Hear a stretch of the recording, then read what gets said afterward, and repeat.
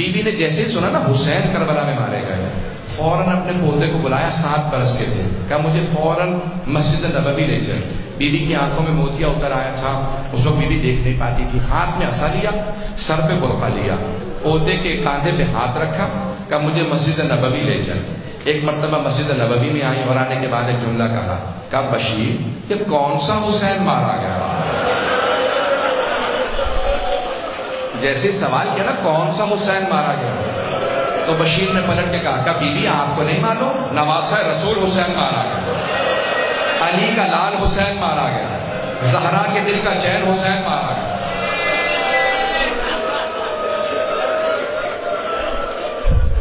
جملہ سننا تھا، جناب ام البنین سے رہا نہ گیا، کہا بشیر لیکن میں کیسے مانوں، عباس کے ہوتے ہوئے حسین مارا گیا؟ تو بشیر نے کہا نہیں بیوی آپ نے غلط سنا، پہلے عباس مارے گئے بعد میں حسین مارا گیا۔ اب بیوی سے رہا نہ گیا، فوراً کہا بشیر میں کیسے مانوں عباس جنگ نہ کر سکا؟ تو بشیر نے پلٹ کے کہا اگر دیکھ سکے میری طرف تو دیکھیے گا، میں نے اسی لیے کہا تھا کہ روشنی نہ بجھائیں، اگر جو دیکھ رہے ہیں وہ دیکھیں گے، کچھ ہاں جوڑ کے کہہ رہا ہوں میری طرف دیکھیے گا۔ ایک مرتبہ بشیر نے کہا، جب کہا نا بیوی نے کہ کیا عباس جنگ نہ کر سکا؟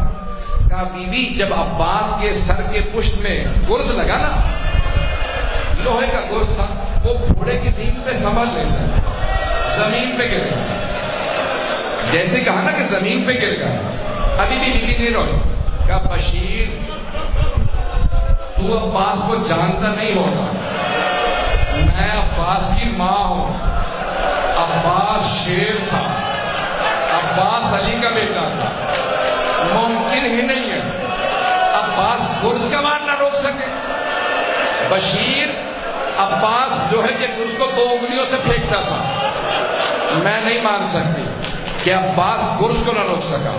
جب کہا نا کہ گرز کے بعد، تو ایک مرتبہ بشیر نے جواب دیا، کہا بیوی جب عباس کے سر میں گرز لگا ان کے بازو نہیں تھا، اجروں کو ملا، اجروں کو ملا، جہاں تک آواز ہے۔ آج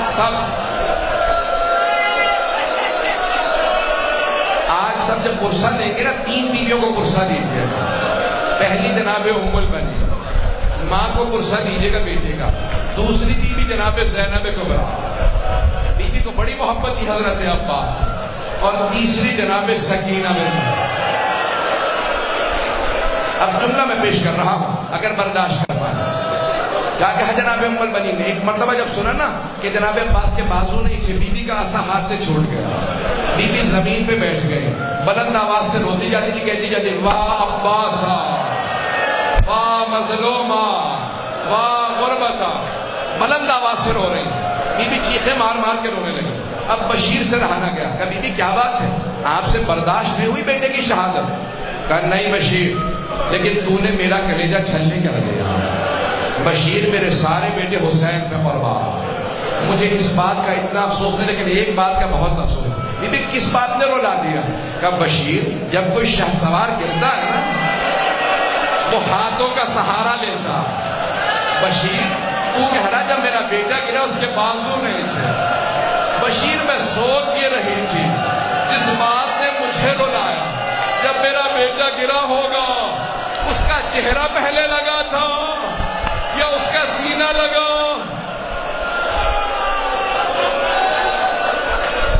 اجرکم اللہ۔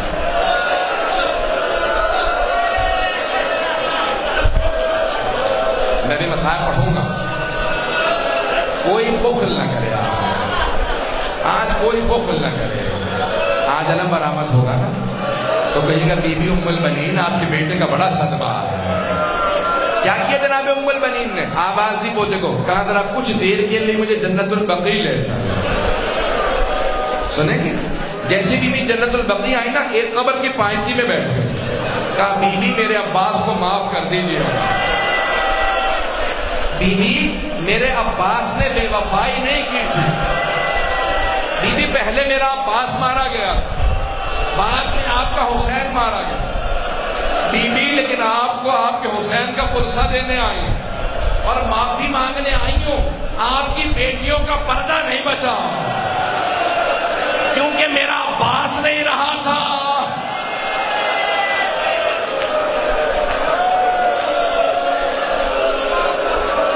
اجرکم اللہ، اجرکم اللہ.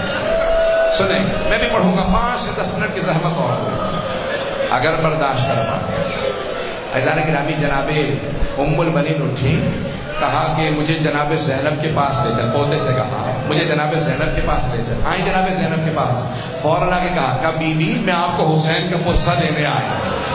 جناب زینب تڑپنے لگی، رونے لگی، کہا اماں میں آپ کو عباس کا پرسہ دیتی ہوں. جناب ام البنین نے کہا بی بی مجھے عباس کا پرسہ نہ دو، مجھے حسین کا پرسہ دو، میرے سارے بیٹے حسین پہ قربان. ہے جناب ام البنین آپ کی عظمتوں کو سلام. بی بی لاکھوں درود و سلام آپ کی عظمتوں کو. بس بھائی بی بی کی مرضی کے 2 جملے سن لیجیے. ہر روز صبح بی بی جنت البقیع آ جاتی ہے، اپنے ہاتھ سے 4 قبریں بنائی بی بی نے. کہتی میرے 4 بیٹے تھے کربلا میں مارے گئے، یہ میرے 4 بیٹوں کی ایک قبر ہے. پھر کہتی ہو میرے شیروں میں تم پہ گریہ نہیں کروں گی کیونکہ تمہاری ماں یہاں پہ موجود ہے. پھر ایک 5ویں قبر بناتی، کہتی یہ میرے مولا حسین کی قبر ہے. کہتی مولا میں آپ پہ گریہ کروں گی کیونکہ آپ کی ماں نہیں ہے. پھر کہتی ہو کربلا سے آنے والوں مجھے اتنا بتا دو کہ ابھی بھی فرات پہ پہرے ہیں یا قبروں پہ پانی ڈال دیا.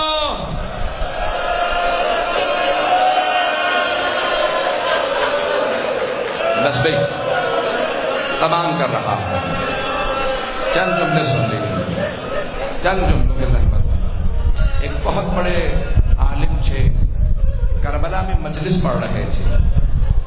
مجلس پڑھتے پڑھتے انہوں نے یہ روایت پڑھ دی، اور روایت ہے کہ جب جناب عباس کے دونوں بازو قلم ہو گئے تو اوپر ساتھ کا کوئی آگے بڑھو عباس کو مار دو.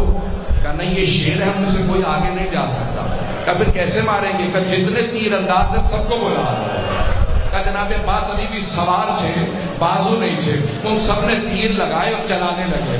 پورے جسم میں تیر پیوست ہو گئے، سینے میں تیر تھے.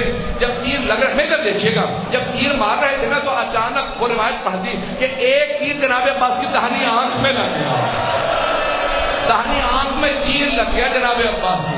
یہ جملہ کہا امام حسین کے حرم میں نماز پڑھاتے تھے آیت اللہ یہ شیخ یحییٰ یثربی، وہ بے ہوش ہو کے گر گئے.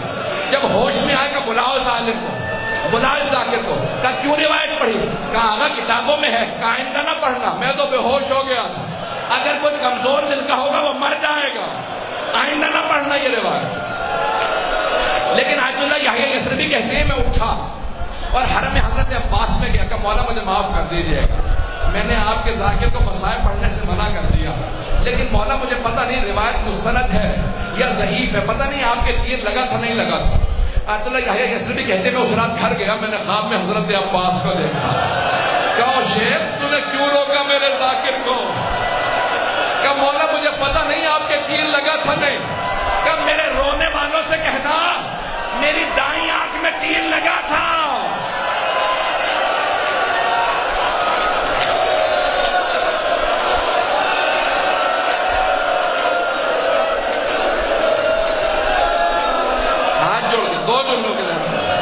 بس میں آپ سے برداشت نہیں نہ ہو رہا، سنیں گے میری طرف دیکھیے گا. میں ہاتھ جوڑ کے آخری جملے پڑھ رہا. اب میرے سینے میں طاقت نہیں پڑھنے کی، آپ میں طاقت نہیں رونے کی. جناب عباس نے کہا شیخ یحییٰ یثربی میرے رونے والوں سے کہنا میری دائیں آنکھ میں تیر لگا تھا، لیکن میرے رونے والوں سے پوچھنا اگر آنکھ میں بال بھی چلا جائے آدمی فوراً صاف کرتا ہے. کہ میری آنکھ میں تیر لگا تھا لیکن میرے بازو نہیں تھے، میں تیر کیسے نکالتا؟ کہ میرا بازو نہیں تھے. میرے طرف دیکھیے گا، مولا کہتے ہیں میں نے سر کو جھٹکا، میں نے سر کو بہت جھٹکا، تیر نہیں نکلا. پھر میں نے سر جھکایا، دونوں گھٹنوں سے تیر کو پکڑا، ایک مرتبہ تیر کو گھٹنوں سے کھینچا. جب تیر نکلا میری آنکھ میں تکلیف محسوس ہوئی. زندگی میں پہلی مرتبہ میں نے اپنے بھائی کو بلایا، آقا مولا میری مدد کو آؤ، میری آنکھ وَسَيَعْلَمُ الَّذِينَ ظَلَمُوا أَيَّ مُنقَلَبٍ يَنقَلِبُونَ. بس بھائی علم برآمد ہو گیا. میں صرف ایک جملہ کہوں گا، جب بھی باب الحوائج کو واسطہ دیں گے تو مولا کے دو واسطے بلکہ تین واسطے. ایک تو ان کی ماں کا واسطہ، جناب عباس کو ماں سے بڑی محبت ہے. اگر دعا پوری نہ ہو کہ مولا آپ کو آپ کی ماں کا واسطہ، ہماری دعا کو رد نہ کیجیے گا. آج سارے ظہور امام زمانہ کی دعا مانگیے گا. دوسرا کس کا بہت زیادہ مولا کو پاس تھا؟ جناب زینب کا. لیکن تیسرا پاس کس کا تھا؟ میں جس جملے کے ساتھ آپ کو زیارت کے لیے کہوں گا، جب میں مکمل کر تو سب کھڑے ہو جائیں گے، زیارت کر لیجیے گا. کس کا پاس تھا؟ 3.5 برس کے بچے. جب مولا حسین علم لے کے واپس آئے تھے نا جناب عباس کا، تو بی بی نے سوال کیا، بابا آپ علم کیوں لے کے آئے؟ میرے چچا عباس کہاں؟ تو مولا نے نہیں بتایا، شہادت ہو گئی. کہا بیٹی وہ فرات کے کنارے سو گئے. جب شام غریبہ آئی نا اور شمر نے بیوی کو تماچا مارا، بیوی نے فوراً فرات کا رخ کیا. کہا چچا